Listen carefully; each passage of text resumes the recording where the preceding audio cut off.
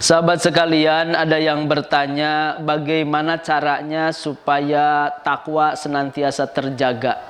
Jadi bagaimana caranya supaya takwa terjaga?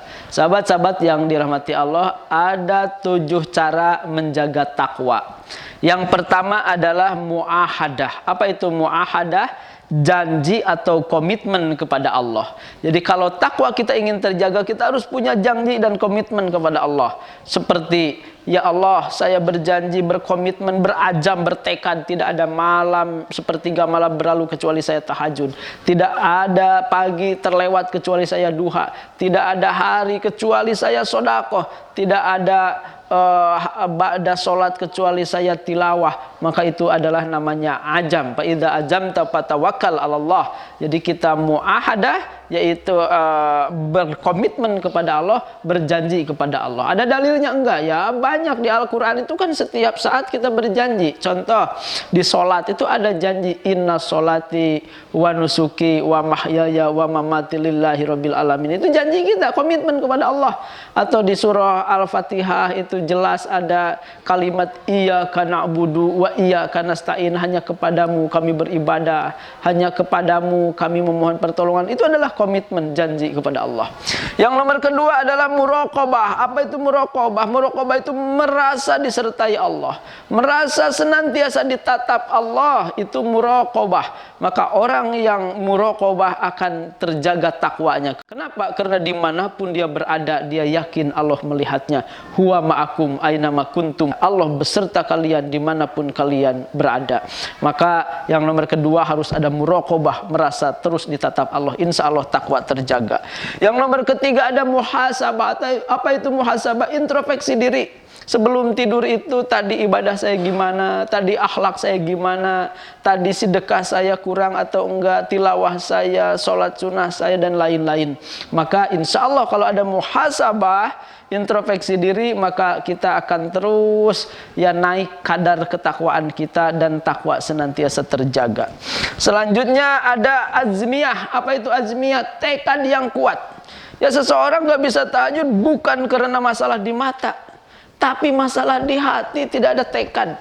Ada bapak-bapak yang saya mah bukannya nggak mau tahajud Ustadz, tapi karena mata saya mah repot untuk bisa bangun malam. Tapi ketika Piala Dunia datang, dia jam 2 bisa begadang sampai jam 4. Ya jam 1 bangun, jam 2, jam 3 bisa begadang. Kenapa? Karena masalahnya bukan di mata, tapi di hati. Ada nggak tekad? Maka yang nomor keempat harus ada azam. Ya, fa idza ajamta fatawakkal Allah, harus ada tekad untuk bisa menjaga takwa. Selanjutnya yang nomor kelima mujahadah. Ada tekad tapi kalau tidak bersungguh-sungguh, tidak berjuang ya susah. Maka ada mujahadah. Mujahadah itu bersungguh-sungguh untuk merealisasikan apa yang diajamkan. Walladzina jahadu fina lanahdiyannahum subulana. Innallaha yuhibbul muhsinin. Bahwa orang-orang yang senantiasa berjihad, berusaha di jalan Allah, maka Allah akan memberi jalan-jalan kepada dia, dan Allah maha mencintai orang yang berbuat baik. Selanjutnya yang nomor keenam muaqabah. Apa itu muaqabah? Muaqabah itu memberi sanksi kepada diri sendiri. Kalau saya lewat tahajud, maka saya harus dihukum dengan infak 100.000 misal. Kalau saya terlewat duha, maka saya akan menghukum diri dengan istighfar misalnya 1000 kali gitu. Atau kalau saya ini saya harus itu namanya muaqabah. Muaqabah itu mengsanksi diri, menghukum diri jika ada pelanggaran. Kalau saya berbuat maksiat kayak itu lagi, maka saya harus saum misalnya 7 hari. Itu namanya muaqabah.